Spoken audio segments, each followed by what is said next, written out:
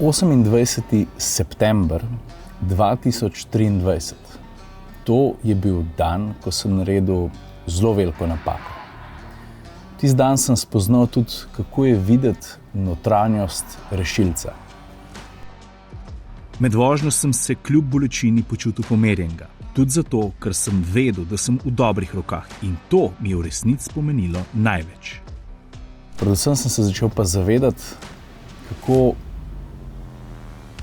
zahtevna in odgovorna je naloga reševalcev. In tako smo atmosferci ponovno presedli v reševalno vozilo ter za začetek razbil mit vožnje s sireno in lučkami. Tisti, ki mislijo, da je intervencijska vožnja ono super, lahko se pelje z lučkim, lahko se pelje s sireno. Moje osebno mnenje, dosti raje se peljem brez lučk, čisto lepo po omejitvi, ker vem, da takrat ni nič hudega.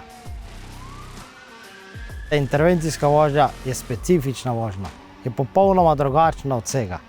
Prvo kot prvo jo vozimo z drugačnimi čevlji, vozimo z drugačnim oblačilom, ko vozimo svoj avto. Dejansko nam marsikaj omogoča nam hitrejšo vožnjo, omogoča nam prehitevanje, vse skupaj. Zato predvsem moramo vedeti, da intervencijska vožnja ne bo vedno, jaz pravim temu, premišljena. Predvsem kot vozniki reševalnih vozil moramo prvo razmišljati, kaj se vzadaj dogaja. Vozila so opremljena s kamero v bolniškem prostoru prav z tega razloga, da saj nekaj voznik vidi, kaj se vzadaj dogaja.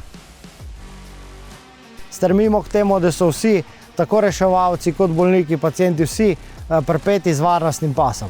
Ko pa prije do kakršnekoli kritične situacije, ali pa mogoče tudi ni samo kritična, dovolj je že, da prije do nekega bruhanja slabosti, seveda ta reševalc pomaga poškodovancu. In takrat kot voznik reševalnega vozila definitivno si v eni taki, bom rekel, v narekovajih stiski. Zakaj? Zaradi tega, ker veš, da z agresivnim zaviranjem, če bo prišlo do kritične situacije, boš ogrožil svojega kolega pacienta v zadnjih, hkrati pa ne boš mogel reševati situacije na cesti. Zato so te stvari tiste, kjer bom rekel, da ni vse v sami hitrosti, ampak v eni vseeno premišljeni intervencijski vožnji. Modre besede potrdi tudi Manuel Pungertnik, AMZS inštruktor varne vožnje, ki se je nekdaj kot policist pogosto odzval na nujen klic. Preventiva je ključ do tega, da bojo naše ceste bolj varne. In tudi, ko govorimo o reševalcih, se treba zavedati, da je to zelo stresen dogodek, kjer na eni strani rešuješ življenje nekoga drugega, na drugi strani moraš samo stati živ in biti ves čas pri sebi. Manuel pa ponudi tudi neprecenljiv nasvet za vse tiste, ki se kdaj utegnemo srečati z intervencijskim vozilom na nujni vožnji.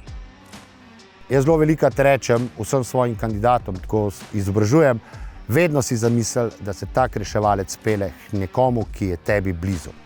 Ok, teorijo in prakso se nam zdi, da razumemo. Kaj pa glava in srce? To je poslanstvo, upravljati ga moraš srcem. Zaradi tega, ker če v to službo pride zjutraj, zato ker pač službo moraš priti, potem to ne bo doben dan, ki bo vesel. Teda je vedno neko novo doživetje, sigurno pa vsako našo dobro upravljeno delo je tisto, ki te hrani, ki ti daje energijo.